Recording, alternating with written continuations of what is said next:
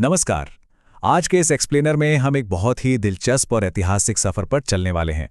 सोचिए, जब पूरी दुनिया के लोकतंत्र पर काले बादल मंडरा रहे हों, चारों तरफ बस खतरा ही खतरा हो, तो ऐसे में एक ढाल की जरूरत होती है जो बिना डरे खड़ी रह सके। आज हम इतिहास की एक ऐसी ही मजबूत ढाल के बारे में बात करने वाले हैं, विंस्टन चर्चिल। ये जानना सच में बहुत कमाल का है कि कैसे सिर्फ एक इंसान के अडिग फैसलों ने पूरी दुनिया की दिशा ही बदल कर रख दी।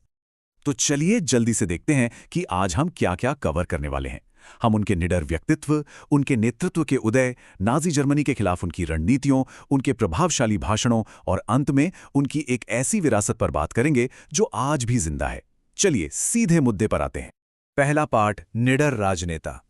इससे पहले कि हम इतिहास की किताबों में दर्ज उनके बड़े बड़े कामों को देखें, जरा ये समझते हैं कि आखिर विंस्टन चर्चिल अंदर से थे कौन।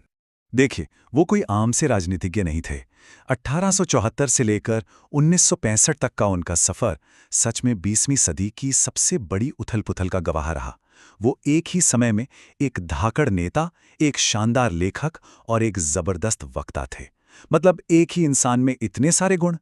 उनके इसी बहुआयामी व्यक्तित्व ने दूसरे विश्व युद्ध के दौरान इतिहास को पूरी तरह से एक नया आकार दे दिया। दूसरा पार्ट, नेतृत्व का उदय। अब सवाल ये उठता है कि वो इस टॉप पोजीशन तक पहुंचे कैसे। आइए उनके शुरुआती सफर पर एक नजर डालते हैं।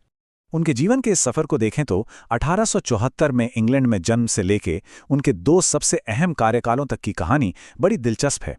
उनका पहला कार्यकाल 1940 से 45 के बीच रहा, बिल्कुल दूसरे विश्व युद्ध के बीचों बीच, और फिर दूसरा कार्यकाल 1951 से 55 तक चला। और एक इंटरेस्टिंग बात बताऊं, राजनीति के मैदान में उतरने से पहले उन्होंने सेना में काम किया था। और सच कहूं तो ये कोई छोटी बात नहीं है। सेना की उसी कड़ी ट्रेनिंग और मुश्किल अनुभवों ने ही उनके बेस को इतना स्ट्रांग बनाया। एक सैनिक के तौर पर जो कठिनाइयां उन्होंने झेली, उसी ने उन्हें आगे चलकर बड़े और कड़े फैसले लेने के लिए तैयार किया था। अब आते हैं तीसरे और सबसे अहम हिस्से पर, नाजी जर्मनी के खिलाफ युद्ध। ये उनके करियर का सबसे बड़ा और मुश्किल इम्तिहान था। उस समय पूरा यूरोप एक खौफनाक दौर से गुजर रहा था। इसे ऐसे समझिए जैसे एक बहुत बड़ा जहाज किसी भयंकर समुद्री तूफान में फंस गया हो और उसे एक ऐसे कैप्टन की जरूरत हो जो घबराए नहीं बल्कि पूरी ताकत से पतवार थामे रहें। चर्चिल बिल्कुल उसी कैप्टन की तरह थे। उन्होंने नाजी जर्मनी के खिलाफ डटकर मित्र राष्ट्रों का नेतृत्व किया। यहाँ सबसे बड़ा सबक यही मिलता है कि जब दुनिया पर कोई बड़ा संकट आए तो आज़ादी और लोकतंत्र को बचाने के लिए ऐसे ही निडर और मजबूत लीडरशिप की जरूरत होती है। चौथा पार्ट, शब्दों की ताकत। सैन्य रणनीतियों और कूटनीति के अलावा उनके पास एक और सीक्रेट वेपन था, और वो था उनका संचार कौशल, यानी उनकी आवाज। दूसरे विश्व युद्ध के वो सबसे काले दिन, जब ऐसा लग रहा था कि अब सब कुछ खत्म होने वाला है, हार बिल्कुल सामने खड़ी थी, तब चर्चिल ने अपने शब्दों को ही अपना सबसे बड़ा हथियार बना लिया। जब लोग पूरी तरह से उम्मीद खो चुके थे, तब उनके भाषणों ने मानो एक जादू का काम किया और पूरे देश के अंदर एक नई जान फूंक दी। उन्होंने साबित कर दिया कि सही समय पर बोले गए शब्द बंदूकों से भी ज्यादा ताकतवर हो सकते हैं। और उनका वो मशहूर उद्घोष, हम कभी आत्मसमर्पण नहीं करेंगे, सच में रोंगटे खड़े कर देने वाला। ये महज कोई वाक्य या नारा नहीं था, ये उस वक्त पूरे देश की सामूहिक आवाज बन गया था। इस एक लाइन ने नाउम्मीद हो चुके लोगों में ऐसा जबरदस्त जोश भरा जिसने असंभव लगने वाली हर बाधा को पार करने की हिम्मत दे दी। और अब आखिरी पार्ट, एक स्थायी विरासत। युद्ध और शब्दों के इस चर्चा के बाद आइए उनके इस अनोखे दोहरे व्यक्तित्व और उनकी विरासत को समझते हैं।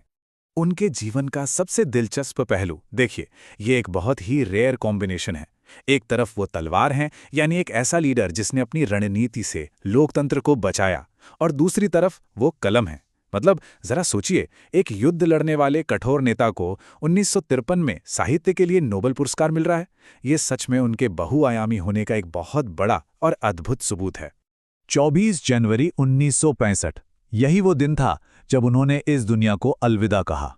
लेकिन जैसा कि हम अक्सर देखते हैं, कुछ महान लोगों का असर उनके जाने के बाद भी खत्म नहीं होता।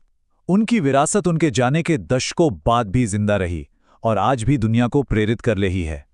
तो इस पूरे एक्सप्लेनर के अंत में हमारे सामने एक बहुत बड़ा सवाल आता है। आज का हमारा समाज जो अपनी ही नई नई चुनौतियों से जूझ रहा है, वो चर्चिल के उस निडर एटीट्यूड और आज़ादी को बचाने के उस जज्बे से आखिर क्या सीख सकता है? क्या आज जब हमारी स्वतंत्रता पर कोई संकट आए तो हम भी वैसी ही हिम्मत के साथ डटकर खड़े हो सकते हैं? इतिहास सिर्फ बीती हुई बातें नहीं हैं, ये आज और कल को दिशा देने का एक बहुत पावरफुल टूल है। जरा सोचिएगा इस बारे में।